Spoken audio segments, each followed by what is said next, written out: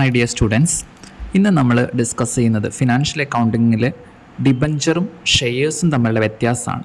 എന്തൊക്കെയാണ് ഷെയറും ഡിബഞ്ചറും തമ്മിലുള്ള ഡിഫറൻസ് എന്നുള്ളത്? ഇത് പലപ്പോഴും പരീക്ഷയ്ക്ക് ചോദിച്ചു കണ്ടുന്നൊരു ക്വസ്റ്റ്യനാണ്. Explain the difference between shares and debentures എന്നുള്ളത്. ഇപ്പോൾ ഷെയർ എന്ന് പറയുന്നത് നമുക്കറിയാം ഓണർഷിപ്പ് സെക്യൂരിറ്റിയാണ്. ഡിബഞ്ചർ എന്ന് പറയുന്നത് അക്നോളേജ്മെൻറ്റ് ഓഫ് ഡെപ്റ്റാണ്, കടം വാങ്ങുന്നത് പോലെയാണ്. അപ്പോൾ ഇത് തമ്മിൽ നല്ല ഡിഫറൻസ് ഉണ്ട്. രണ്ടും കമ്പനിക്ക് ഫൈനാൻഷ്യൽ റിക്വയർമെൻറ്റ് ഉണ്ടാകുമ്പോൾ കമ്പനി ഇഷ്യൂ ചെയ്യുന്നതാണ് ഫണ്ട് ആവശ്യം വരുമ്പോൾ. പക്ഷേ ഇവ തമ്മിൽ രണ്ടും വ്യത്യാസമുണ്ട്. എന്തൊക്കെയാണ് ഡിഫറൻസ് നോക്കൂ. ഷെയർ എന്ന് പറയുന്നത് it's a part of owned ക്യാപിറ്റലാണ്, ഓണർഷിപ്പ് ക്യാപിറ്റലാണ് ഷെയർ എന്ന് പറയുന്നത്. അതേസമയം ഡിബഞ്ചർ എന്ന് പറയുന്നത് ബോറോഡ് ക്യാപിറ്റലാണ്. ഡിവിഡൻ്റ് ആണ് ഷെയറിൻ്റെ റിട്ടേൺ എന്ന് പറയുന്നത്. അതേസമയം ഡിബഞ്ചറിൻ്റെ റിട്ടേൺ എന്ന് പറയുന്ന ഇൻട്രസ്റ്റ് ആണ്, ഫിക്സഡ് റേറ്റ് ഓഫ് ഇൻട്രസ്റ്റ് ആണ്. ഇനി ഷെയറിൻ്റെ കേസിൽ ഡിവിഡൻഡ് ഇസ് നോട്ട് ഫിക്സഡ്. ഒരു ഫിക്സഡ് റേറ്റ് ഓഫ് ഡിവിഡൻഡ് അല്ല കമ്പനി പ്രൊവൈഡ് ചെയ്യുക. കമ്പനിയുടെ പ്രോഫിറ്റിൻ്റെ വേരിയേഷൻസിനനുസരിച്ച് പല രീതിയിലായിരിക്കും, അല്ലെങ്കിൽ കൂടുകയും കുറയുകയൊക്കെ ചെയ്യുന്നുണ്ടാവും. പക്ഷേ ഡിബഞ്ചറിൻ്റെ റേറ്റ് ഓഫ് ഇൻട്രസ്റ്റ് എന്ന് പറയുന്നത് ഫിക്സഡ് ആണ്. ഒരു ഫിക്സഡ് റേറ്റ് ഓഫ് ഇൻട്രസ്റ്റ് ആണ് ഫുൾ ഡ്യൂറേഷനിലെ ഡിബഞ്ചേഴ്സിനും അവർ ഓരോ വർഷവും പേ ചെയ്യുന്നത്.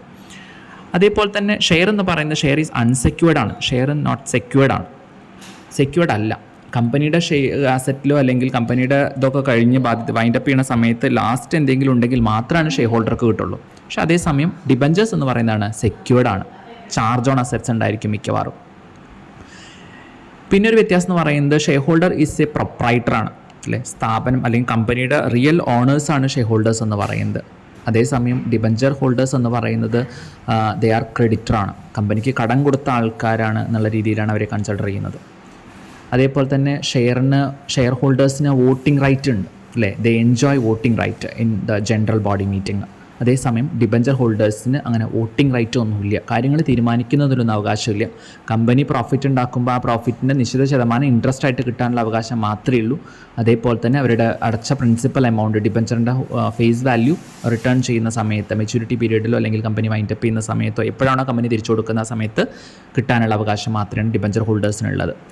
അപ്പോൾ ഇതാണ് മേജറായിട്ടുള്ള ഡിഫറൻസ് എന്ന് പറയുന്നത്. വളരെ ഇമ്പോർട്ടൻ്റ് ആണ്. പരീക്ഷയ്ക്ക് ചോദിക്കുമ്പോൾ അങ്ങനെ പോയിന്റുകളാക്കി എഴുതുമ്പോഴാണ് കുറച്ചും കൂടെ മാർക്ക് സ്കോർ ചെയ്യാൻ പറ്റുക.